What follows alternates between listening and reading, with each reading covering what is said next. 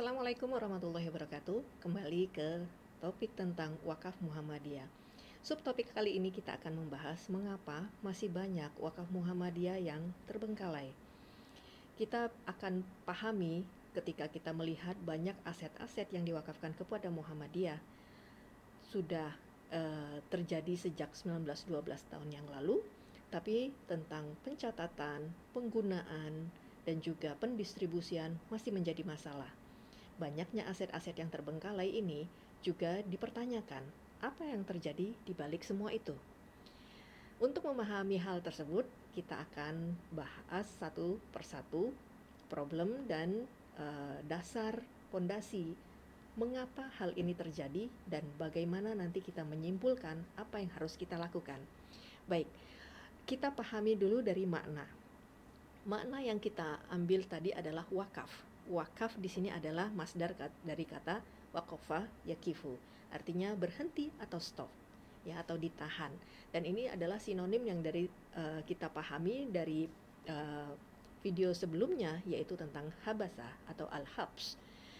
Dan kata ini disambung dengan kata benda seperti tanah atau rumah atau uang, maka ini akan berarti hak milik. Dan jika dibekukan untuk meraih manfaat tertentu, maka dia menjadi bermakna wakaf. Dan hak milik ini adalah isyarat untuk mengoptimalkan wakaf agar bermanfaat semakin tinggi dan diterima mauquf alainya juga bisa berlangsung secara terus-menerus atau di dalam istilah ekonomi kita kenal dengan sustainable. Nah, makna ini secara umum terbersit bahwasannya kita harus bekerja keras, ya. Kita ini adalah nazir atau orang yang mengelola wakaf harus bekerja keras untuk menghasilkan secara optimal wakaf-wakaf yang sudah diterima dari para wakif atau orang yang berwakaf. Dan selama ini orang wakif-wakif yang datang ke Muhammadiyah langsung menyerahkan aset mereka kepada Muhammadiyah, dan yang dipahami oleh Muhammadiyah mereka hanya menerima. Dan pencatatan ini juga masih dipertanyakan karena belum memiliki sistem saat itu.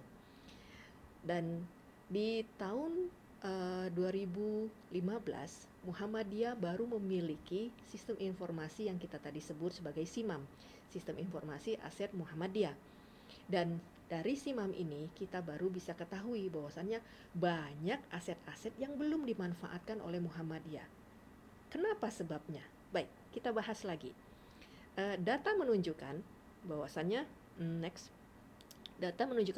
status tanah wakaf di Muhammadiyah ini adalah belum produktif sebesar dalam persentase 74.895 meter persegi. Padahal ini adalah data Maret 2022. Dan saat ini kita bisa lihat nanti data yang terbaru mungkin sudah berkurang karena terjadi optimalisasi di mana-mana.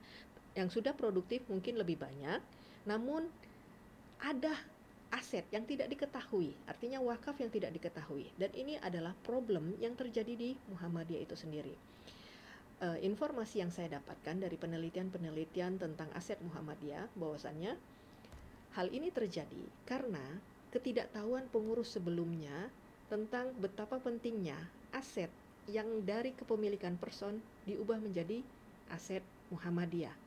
Tetap pencatatannya adalah aset wakaf, namun alih nama ini menjadi penting.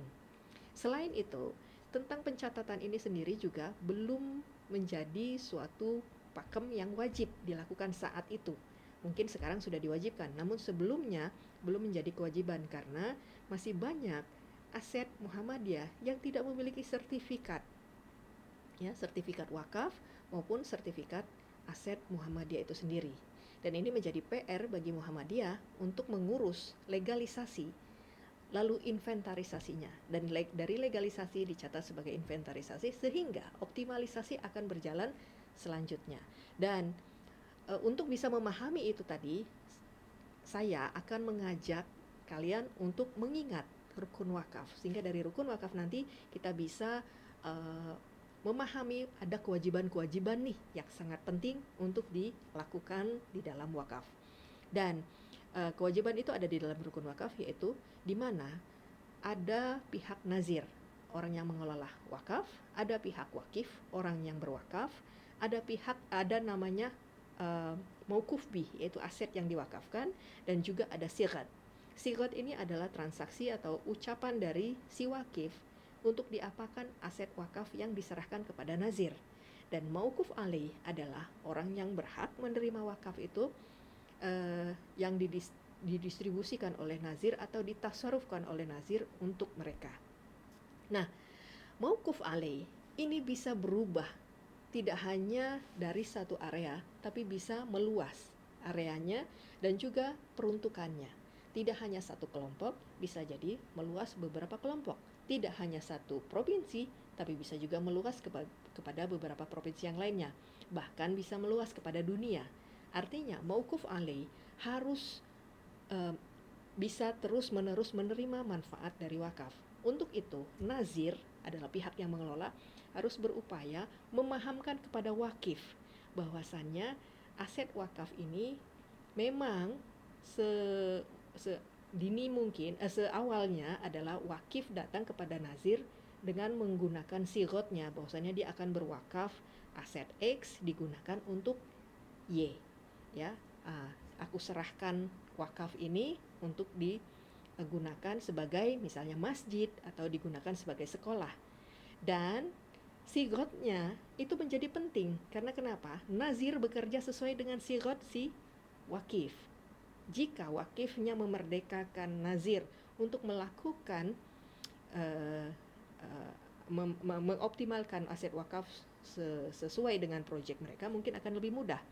Itu dinamakan sigot ghairu muqayyad, yaitu tidak mengikat. Tapi kalau sigotnya muqayyad atau itu mengikat, maka nazir akan kewalahan karena mungkin dia akan kesusahan jika hanya si wakif berwakaf tanah tapi minta dibangunkan masjid. Berarti kan si nazir harus mengupayakan wakaf tunai untuk membeli bahan-bahan bangunan sehingga bisa mendirikan masjid untuk si wakif. Dan ini menjadi problem khusus.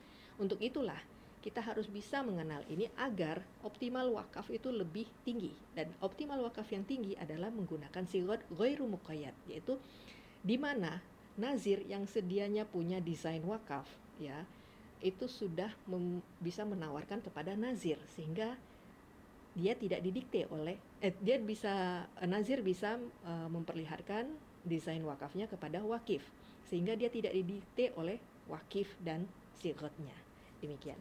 Selanjutnya, kalau di Muhammadiyah, wakaf itu berada di mana sih? Gitu ya. Baik, wakaf berada di bawah majelis wakaf dan kehartabendaan atau sekarang dikenal sebagai Majelis Pendayagunaan Wakaf.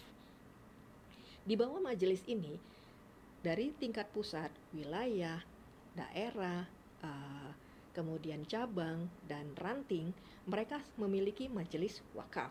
Dan setiap majelis wakaf itu juga menerima wakaf daripada wakif. Dan setiap majelis wakaf mereka adalah mutawali dari nazir. Siapa nazir di Muhammadiyah? Nazir di Muhammadiyah adalah Muhammadiyah itu sendiri yang diwakili oleh Ketua PP Muhammadiyah. Dan Ketua PP Muhammadiyah mendelegasikan kerja nazir kepada Majelis Ekonomi dan Majelis Wakaf dan Kehartabendaan.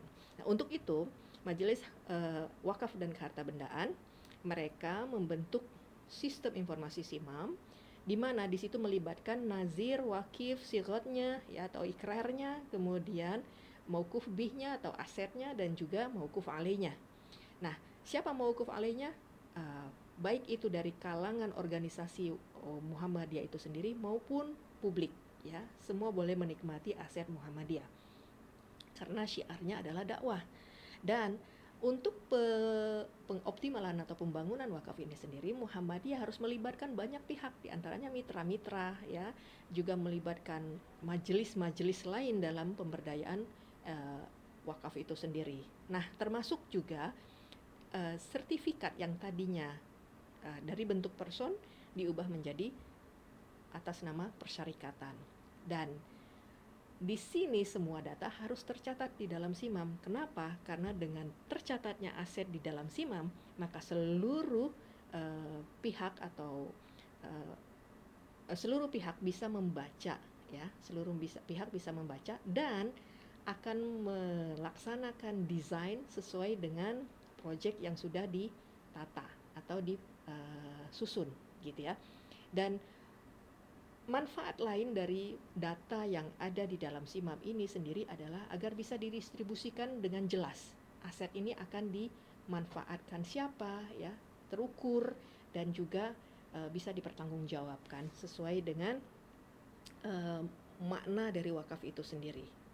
Baik, demikian saya simpulkan bahwasannya wakaf di Muhammadiyah memang banyak yang idle atau terbengkalai. Namun Majelis Pemberdayaan Pendayagunaan Wakaf hari ini berjuang untuk mendesain wakaf sebaik mungkin agar bisa dimanfaatkan seoptimal mungkin dengan cara mendatanya, mengurus legalisasinya dengan benar, lalu menginventarisirnya dengan maksimal, lalu mengoptimalkan asetnya dengan menginvestasikan aset-aset tersebut dan mensinergikannya dengan pihak-pihak yang harus bekerja sama. Demikian materi hari ini. Wassalamualaikum warahmatullahi wabarakatuh.